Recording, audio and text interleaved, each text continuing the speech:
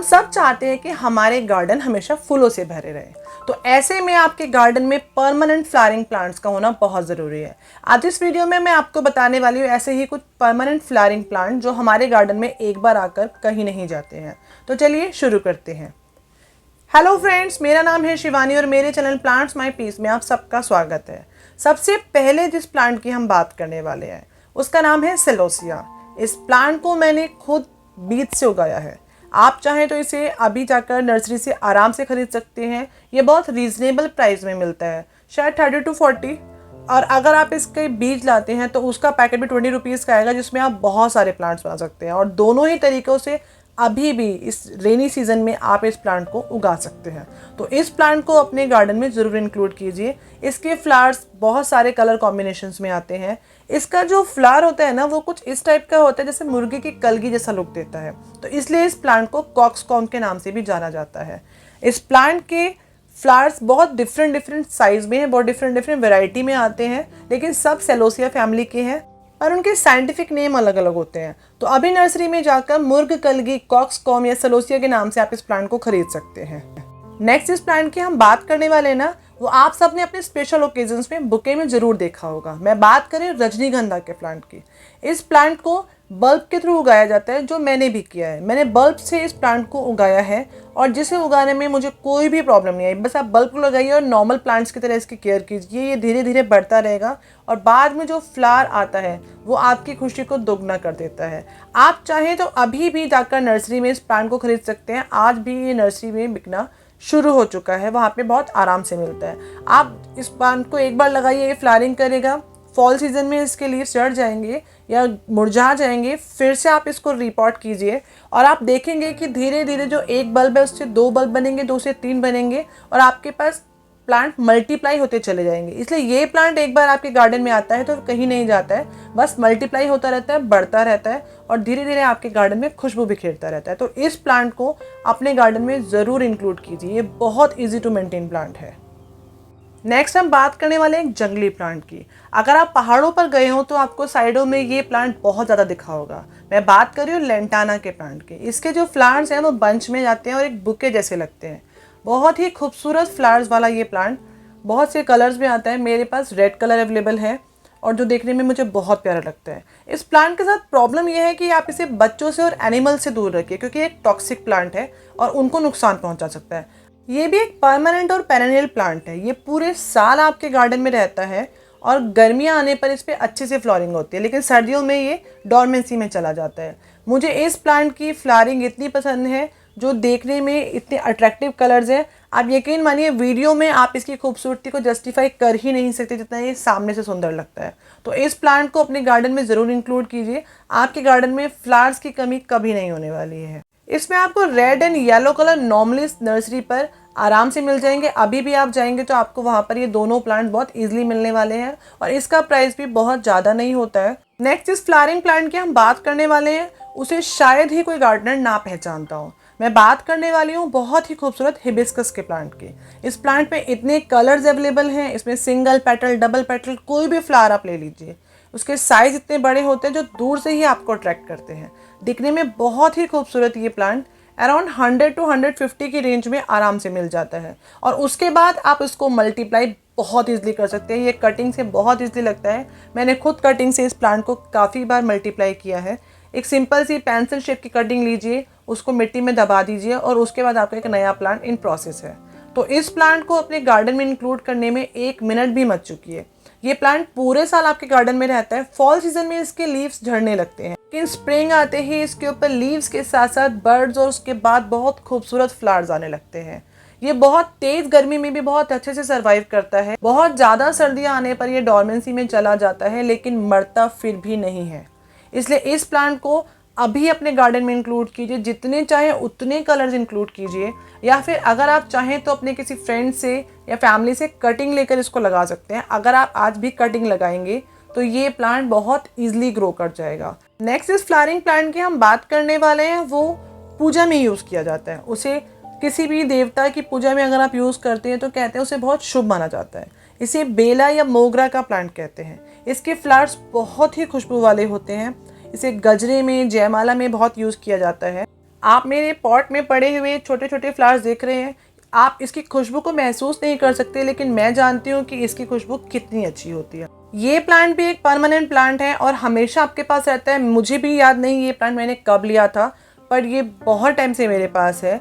ये फ्लावरिंग करता रहता है, फिर फॉल सीजन में अपने लीव्स गिराने लगता है, ये फिर से स्प्रिंग में आके ग्रो करता है और बहुत ज़्यादा सर्दियों में डॉर्मेंसी पे चला जाता है।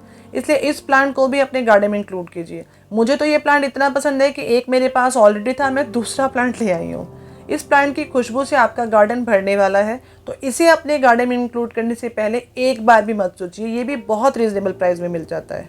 नेक्स्ट इस प्लांट की हम बात करने वाले हैं, वो भी बहुत ही शुभ प्लांट माना जाता है, अपराजिता। कहते हैं अपराजिता का जो प्लांट है वो बहुत से देवी देवताओं का प्रिय है, शिव जी का, कृष्ण जी का, बहुत से देवी देवताओं का। ब्लू कलर हो या वाइट कलर हो, दोनों ही कलर्स में ये प्लांट बहुत खूबसूरत लगता है। इसमें सिंगल पेटल, डबल पेटल दोनों तरह के फूल आते हैं। इसकी जो फ्लावर्स है उसकी शेप कुछ शंख जैसी होती है, इसलिए शंख पुष्पी के नाम से भी इस फ्लावर को जानते हैं। जुलाई से नवंबर तक का जो टाइम होता है ना, वो इस प्लांट की फ्लावरिंग का बेस्ट टाइम होता है। उसके बाद जब ज़्यादा ठंड बढ़ जाती है तो ये प्लांट डॉर्मेंसी में चला जाता है। इस प्लांट को मल्टीप्लाई करना भी बहुत आसान है, उसमें कटिंग की कोई ज़रूरत नहीं होती है। इस प्लांट के ऊपर सीड बर्ड्स बनते हैं। अगर आप चाहें तो उन सीड बर्ड्स को पकने दीजिए, जब वो फलियों जैसे सीड बर्ड्स पक जाएंगे तो आप उनमें से सीड कलेक्ट करके नेक्स्ट सीजन में सीड भी लगा सकते हैं। हमारा नेक्स्ट प्लांट जो है ना फ्लावरिंग का, वो बहुत खूबसूरत है। उसकी खासियत यह है कि उसके जो फ्लावर्स हैं वो उसके लिए कोई स्पेशल टॉप पे इसमें नहीं आते, पूरी स्टेम के ऊपर फ्लावर्स आते हैं। दिखने में ऐसा लगता है जैसे आपका एक बहुत प्यारा सा बुके रखा हुआ है। बहुत सारे कलर्स में आपके पास इसके पास ऑप्शंस होते हैं। मेरे पास खुद ये प्लांट 3 कलर्स में है, पीच, पिंक एंड रेड, और ये तीनों ही कलर मैंने सीड से उगाए हैं। इस प्लांट को सीड से ग्रो करना बहुत ईजी है। अगर आप चाहें तो आप अभी भी नर्सरी में जाकर इस प्लांट को बहुत ही रीजनेबल प्राइस पे खरीद सकते हैं। अगर मैं गलत नहीं हूँ तो शायद 20 to 30 रुपीज़ में ये प्लांट आपको मिल जाना चाहिए। मैंने खुद ये प्लांट कभी नहीं खरीदा है, मैंने इसको 2 या 3 बार सीड से ही ग्रो किया है। मैं अब नेक्स्ट टाइम भी इसको सीड से ही ग्रो करने वाली हूँ। हमारा जो नेक्स्ट प्लांट है ना, मुझे लगता है वो हम में से बहुत लोगों का फेवरेट होगा। बंच में फ्लावरिंग करने वाला ये प्लांट बहुत ही खूबसूरत है। इसमें इतने कलर्स, इतने ऑप्शंस हैं कि कभी कभी तो एक ही प्लांट के ऊपर सारे कलर्स ग्राफ्ट कर दिए जाते हैं। मेरे पास जो प्लांट है वो पिंक कलर में है और इसमें बंच में फ्लावरिंग आती है। इस प्लांट की केयर कैसे करनी है इसके ऊपर मैंने एक स्पेसिफिक वीडियो बनाई है, आप चाहें तो मेरे चैनल पर जाकर देख सकते हैं, मैं लिंक बायो में ज़रूर दे दूँगी। इस प्लांट की खासियत यह है कि ये पूरे साल आपके साथ रहता है और गर्मियों में ये बहुत सारी फ्लावरिंग करता है। बंच में फ्लावरिंग करने वाले इस प्लांट को भी मधुमालती, झुमका बेल, रंगून, बहुत सारे नामों से जाना जाता है। बहुत ही खूबसूरत और बहुत ही सारे फ्लावर्स देने वाला ये प्लांट आपके घर में अगर एक बार आ जाए ना तो फिर ये कितना बढ़ता है आपको पता भी नहीं चलता। ये आपका एक फ्लोर कवर कर देगा और आपको ऐसा लगेगा कि आपका जो पूरा वो एरिया है ना, आपकी जो पूरी बाउंड्री है वो फ्लावर से भर चुकी है। अगर आप मेरे इस प्लांट को देखिए और ये बहुत सारे फ्लावर्स आप देखें ना तो ये पूरी एक फ्लोर चढ़ के ऊपर आया है। ये प्लांट भी एक परमानेंट प्लांट है और बहुत सर्दी आने पर ये भी डॉर्मेंसी में चला जाता है। अगर आप इसे अभी अपने गार्डन में इंक्लूड करते हैं तो नवंबर तक आप इससे बहुत सारी फ्लावरिंग एंजॉय कर सकते हैं और फिर उसके बाद ये नेक्स्ट सीजन में फिर से फ्लावरिंग देगा। नेक्स्ट इस प्लांट की हम बात करने वाले हैं, वो भी खूबसूरती में किसी से कम नहीं है। एक्सोरा का ये प्लांट बहुत से कलर ऑप्शंस में आता है और दिखने में बहुत ही खूबसूरत लगता है। ये प्लांट भी बंच में फ्लावरिंग करता है और एक बुके का रूप ले लेता है। अगर आप नोटिस करें तो मेरे प्लांट के ऊपर बहुत सारी बर्ड्स देख पाएंगे। ये बर्ड्स जब खिलती है ना तो बहुत ही खूबसूरत लुक देते हैं। ये प्लांट भी इजी टू मेंटेन है, इसको बहुत सारा पानी नहीं चाहिए, बट आप इसको मॉइस्चर देते रहिए। आप इसकी मिट्टी को गीला रखिए और आप इसको फुल सनलाइट में रखिए, ये बहुत अच्छे से ग्रो करेगा। इस प्लांट की केयर में भी आपको वही टिप्स, वही सब कुछ फॉलो करना है जो आप नॉर्मली अपने किसी भी परमानेंट प्लांट में करते हैं। इस प्लांट को इंक्लूड करने के बाद नेक्स्ट इस प्लांट की तरफ हम बढ़ने वाले हैं। उसका तो इंट्रोडक्शन देना भी गलत है क्योंकि उस प्लांट को शायद बच्चा बच्चा जानता है। मैं बात कर रही हूँ रोज प्लांट की। रोज प्लांट एक ऐसा प्लांट है जो आपके गार्डन में जितना हो ना उतना कम है। जितने कलर्स, जितने साइज, इसी हो, हाइब्रिड हो, जो भी हो, बस रोज प्लांट होना चाहिए। ऐसा लगता है रोज प्लांट को तो नेशनल सिंबल ऑफ लव का अवार्ड ऑलरेडी मिल चुका है। तो इस प्लांट को हम प्यार ना करें, ये कैसे हो सकता है। अगर आपने गार्डन शुरू किया है या नहीं भी किया है ना, 1-2 प्लांट रख रहे हो, तो भी ये प्लांट तो परमानेंटली आपके गार्डन में होगा ही होगा या होना ही चाहिए। जब मैं शुरू में बहुत सी प्लांट्स के नाम नहीं जानती थी, जब मैं एक्सोरा, बोगनविलिया इन सबको नहीं जानती थी, तब भी मैं रोज़ प्लांट को जानती थी, इवन जब मैं बहुत छोटी थी। तो ये प्लांट तो पता नहीं कब से हमारे प्लांट में, हमारे गार्डन में इंक्लूडेड है। इस प्लांट को भी अपने गार्डन में इंक्लूड करना बिल्कुल मत भूलिए। ये प्लांट भी नर्सरी में आपको 80 to 100 रुपीज़ की रेंज में बहुत आराम से मिलने वाला है।